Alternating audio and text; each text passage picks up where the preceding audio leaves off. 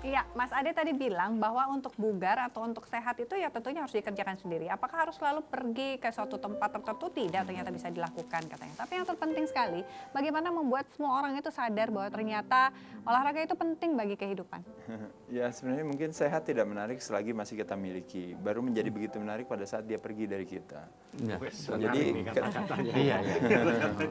Jadi mencari sehat pada saat dimana sehat masih kita miliki sebenarnya menjadi mudah dan murah.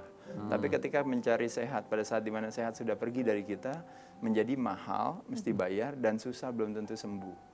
Jadi warisan pola hidup sehat itu sebenarnya kemandirian. Makanya kenapa mungkin buat teman-teman sekalian juga pemirsa di rumah bahwa kemandirian itu hanya terjadi ketika kita bersedia untuk mengedukasi diri kita tentang sehat itu. Bahwa sehat itu sederhana. Definisi sehat adalah menciptakan kesenangan kepada tubuh kita. Itu yang disebut yang namanya kesehatan.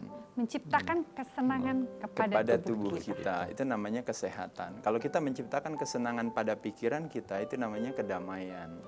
Kalau kita menciptakan kesenangan pada emosi kita, itu namanya kecintaan. Dan ketika kita menciptakan kesenangan pada life energy kita, itu namanya kebahagiaan. Jadi konsepnya sederhana, bagaimana kita menciptakan kesenangan. Cuma salah pahamnya masyarakat adalah ketika dia menciptakan kesenangan pada cita rasanya, tapi tidak menciptakan kesenangan pada organ tubuhnya. Jadi dia ramah terhadap lidah, tapi sadis terhadap ginjal dan organ tubuh lainnya. Tuh. Kita tuh sering ramah tapi sadis terhadap yang lain. Berarti keramahan itu harus holistik gitu ya? Okay. Saya tersinggung karena saya termasuk yang dibicarakan tadi. Saya beli, mohon maaf, di rumah saya ada sepeda statis. Saya ada treadmill, mohon maaf ada. Tapi ya semuanya ke gudang. Ya? Gudang. Tapi pertanyaan dipakai nggak, Wi? Enggak, awal-awal aja. Awal sekarang di gudang. Itu kenapa? Iya, karena balik lagi memang kita tidak memiliki sense of urgency yang tinggi terhadap sehat. Kita sekarang ini kalau boleh bersyukur kan tubuh kita itu begitu sempurnanya, kata orang bilang bisa menciptakan racun bagi dirinya pun bisa menciptakan obat bagi dirinya. Ibaratnya apotek itu adanya di badan kita sebenarnya. Tapi kembali lagi memang kita itu semena-mena terhadap kesehatan. Contohnya kita mau pola hidupnya jelek selama kita masih muda kita nggak kenapa-napa. Kenapa orang takut tua? Sebenarnya yang ditakuti sebenarnya bukan tuanya. Tapi apa yang terjadi di hari tua sebenarnya adalah sebuah akumulasi dari pola hidup yang tidak sehat waktu dia muda. Jadi dia investasi bunganya atau apresiasinya adalah nanti, sakit itu tadi. Nah tapi yang disalahin tuanya. Padahal kalau teman-teman punya motor tua yang udah dari tahun 80-an masih bisa jalan. Kita bingung, kita bilang kok bisa jalan karena pemeliharaannya baik. Dan harganya lebih mahal daripada yang baru. Nah apalagi. Nah jadi saya pikir juga begitu pun badan kita juga. Pemeliharaan ya. Itu salah satunya lewat olahraga. Sayangnya Mas Ade kok kenal saya sudah terlanjur tua ya. Coba saya berbahagia loh teman-teman di stand. Mohon maaf. Ini dari mana sih, Bar? Dari mana? Oke. Biasa. Artinya kalau ngerti sekarang sebenarnya itu learning point yang luar biasa. Karena ternyata Anda jangan seperti tuanya, jangan seperti Akbar seperti saya itu. Karena ini adalah bagian yang Anda tanam dan akan Anda ambil di hasil tua tadi. Tapi konsepnya sebenarnya gini, mungkin lebih kepada bahwa pada dasarnya kalau kita bisa badan bersih dengan sendirinya, kita nggak perlu mandi. Kalau kita bisa dengan sendirinya pintar, kita nggak perlu belajar. Kalau kita bisa dengan sendirinya kaya, kita nggak perlu kerja. Begitupun juga kita kalau sendirinya bisa sehat, kita nggak perlu olahraga. Tapi sekarang orang malah jadi dipaksakan olahraga. Sebenarnya ada istilah yang mengatakan bahwa tidak ada orang kaya yang ngotot kepada orang miskin. Betapa nikmatnya punya duit banyak. Jadi tidak ada orang yang kaya akan sehat. Ngotot kepada orang yang miskin akan sehat. Betapa nikmatnya jauh dari sakit, kan nggak nyambung gitu. Jadi karena kecerdasan akan kesehatan masyarakat di Indonesia yang kurang tinggi, makanya akhirnya jadi salah paham. Seolah-olah yang perlu sehat itu orang lain. Kayak di perusahaan, karyawannya santai-santai aja, manajemen yang kepengen tolong dong kamu sehat. Ibu bilangin kepada anak-anaknya, ayo dong kamu sehat. Kita di sini minta tolong kepada orang atau kepada masyarakatnya. Pemerintah minta tolong kepada masyarakatnya, ayo dong sehat. Padahal nggak nyambung. Sehat itu buat diri kita sendiri.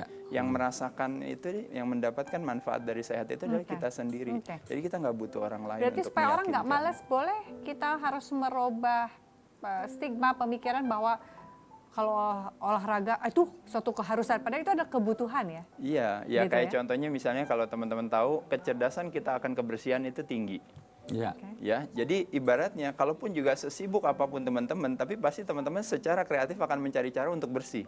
Iya. Ya. Apakah dia mandi dengan cara, wah iya dia cuci muka, cuci muka aja, aja. atau yang penting pokoknya sikat Bersih-bersih, gigi aja atau ya. apa. Tapi dia berusaha dengan Sensitif. kreatif gimana caranya untuk supaya bersih. Oke. Sama mau makan aja, seenak apapun kalau belum cuci tangan rasanya kan Iya, enak. bersih betul. tangan. Karena ada kecerdasan akan kebersihannya tinggi. Oke. Nah, Apalagi kebalikannya walaupun udah cuci tangan tapi nggak ada makanan juga nggak enak. Aduh. Pak.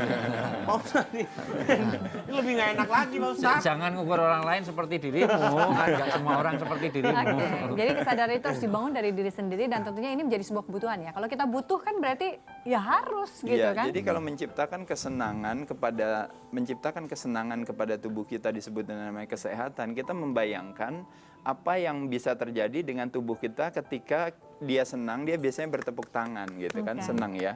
Nah, bayangkan seandainya ketika kita minum air putih, apa yang terjadi di dalam sana? Dia bertepuk tangan. Terima kasih. Ketika kita terima kasih, ketika kita makan sayur, kita makan di dalam tubuh kita dia bertepuk tangan, terima Oke. kasih. Ketika kita bermandi sinar matahari di pagi hari, kalau kebetulan lagi olahraga atau mungkin lagi apa, kita bertepuk tangan, terima kasih semuanya Oke. badannya. Tapi kembali lagi, ketika kita makan makanan dengan kalori yang tinggi, kayak contohnya misalnya anggap aja badan harus mencerna goreng-gorengan, Lemak. Pak. Iya, Itu mirip lemak. seperti bumi ini harus mencerna plastik, misalnya tanah harus mencerna plastik. Jadi dia berat sekali. Jadi ketika dia berat sekali, otomatis dia nggak tepuk tangan di sana, dia susah gitu. Oke. Nah, Jadi kita juga iya. harus menganalogikan apa yang terjadi dalam tubuh Jadi kita sehingga kita lebih menghargai. Betul. Jadi ketika kita olahraga, sebenarnya apa yang terjadi? Kita menciptakan istilahnya suplai oksigen ke dalam darah yang lebih optimal. Darah kita adalah sungai kehidupan kita. Kalau teman-teman tahu, anggap aja sederhana misalnya.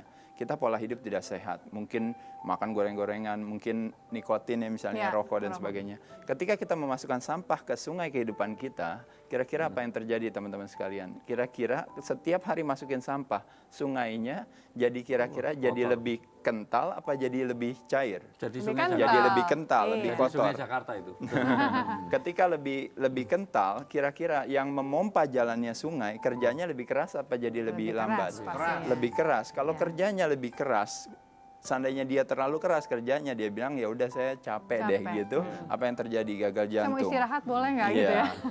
Ketika dia masih kuat tetap memompa, tapi ternyata sungainya nggak tahan Alirannya karena nggak, ya. dinding-dindingnya juga udah semakin keropos karena terlalu kotor, maka yang terjadi sungainya pecah, Ya. itu yang terjadi biasanya stroke dan sebagainya. Oke, Nah, jadi wow. kita bisa membayangkan asosiasinya betapa sebenarnya kita setiap hari dikasih kesempatan untuk menciptakan kesenangan kepada tubuh kita. Orang kita sama teman aja kepengen menyenangkan teman. Oke. Keluarga ingin menyenangkan keluarga. Kita tidak bisa memberi kalau kita tidak memiliki. Jadi Oke. kalau kita memiliki kesehatan, kita bisa punya memberi. kesempatan untuk bisa bermanfaat bagi banyak orang dengan memberikan kebaikan itu. Wow, that's great ya.